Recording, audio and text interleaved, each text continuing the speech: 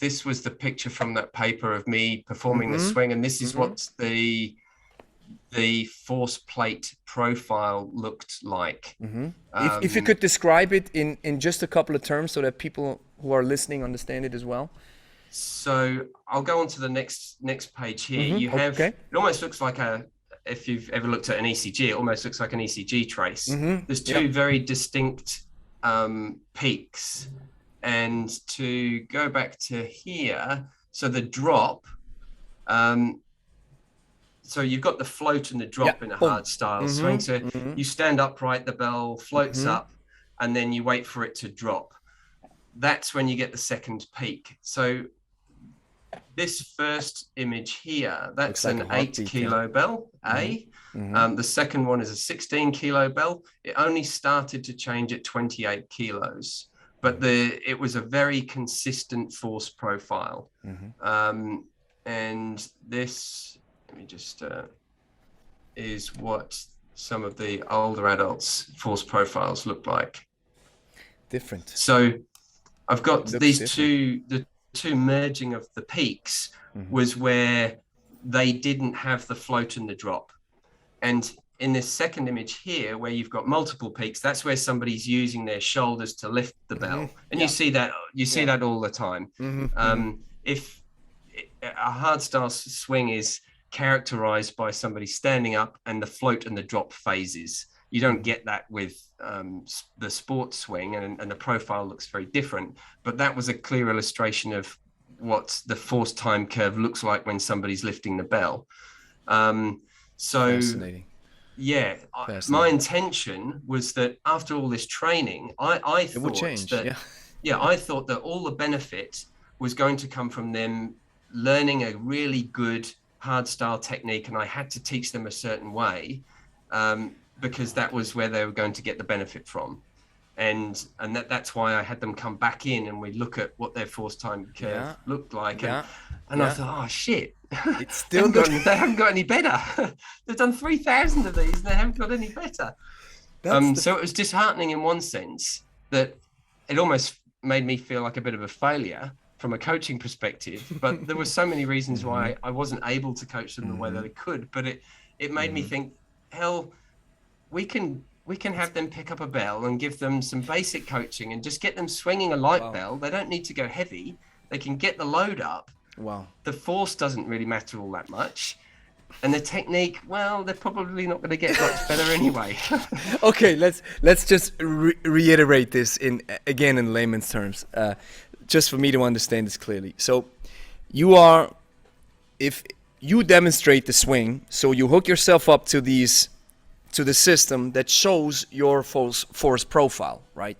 You have it happens in the hinge. The hinge is crisp. Boom! The kettlebell starts flying. You use your posterior chain. This is where the graph shoots up, right?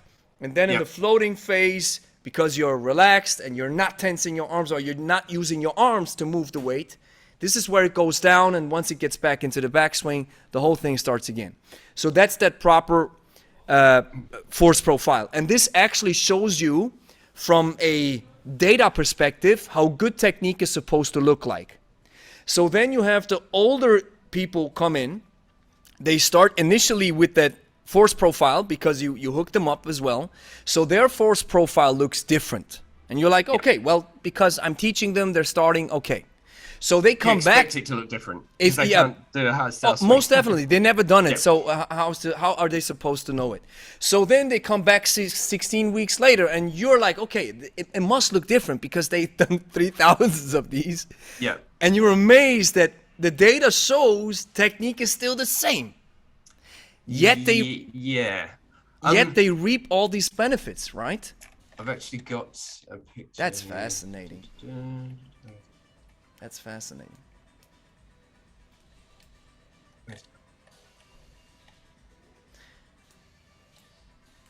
It's crazy, and of course that leads you to. I'm trying to trying to find that picture for you. I know this is not very good for people listening.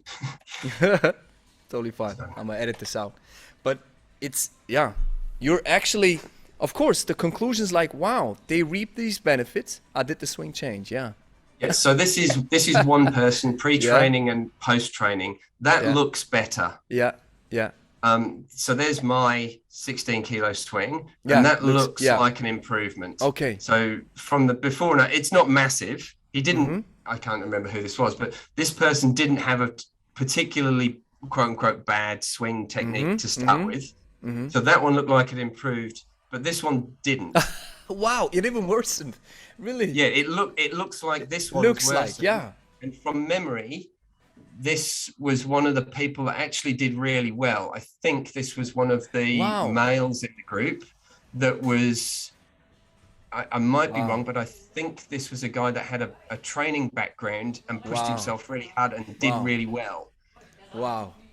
Okay, so you even have data that shows there might be a person who actually worsened when it comes to technique, yet they had a great experience, or at least with they had. Oh, absolutely. Yeah. So this leads to your conclusion that because and that's where we can talk about this funny Instagram post with Kanye in it. Well, and I gotta read this. I That gotta was a read this. joke. That was a joke post. Yeah, but I like it. And you asked some question in it, and you were like, because Neil posted an image on his Instagram where Kanye is holding up this piece of paper that says you can still benefit from swinging a kettlebell even with a lightweight, and technique probably isn't all that important either. And so people were like, I saw this. People were like, you must be joking, right? Yeah. And you're But this is, actually not. I think they're forgetting that this is coming from an RKC instructor. Yeah.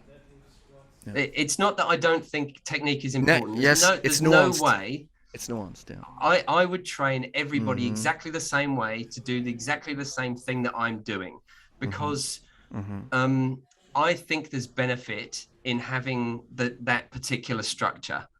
If you want to Yes. do hard style tech, I'm not saying that hard style is better than Giveaway sport in any stretch of the imagination. It's just different. Yeah, it's different. But yeah, That's yeah. it. Yeah. If you were teaching somebody how to do Giveaway sport techniques, you would teach them a particular way, because when it comes to doing the snatch test, as you demonstrated in that other video, technique makes a difference. Yeah, it does. There's a reason why it's hard done the RKC way and easier the sport way. If you're swinging a heavier kettlebell, it is easier to swing it the hard style way, because otherwise you're just making life hard for yourself. It's not because it's necessarily going to be at increased risk, because we just don't have any data to show that it is, and it's not a particularly heavy bell. If you compare a 40 kilo swing, which is hard work, versus a 40 kilo deadlift, they're not really comparable and we have no idea really risk wise. But if you're going to be swinging a heavy bell for you, then it's better to be doing it that particular way, because you don't want to be wasting energy in having a flexible trunk, because it's just energy leakage. Yes.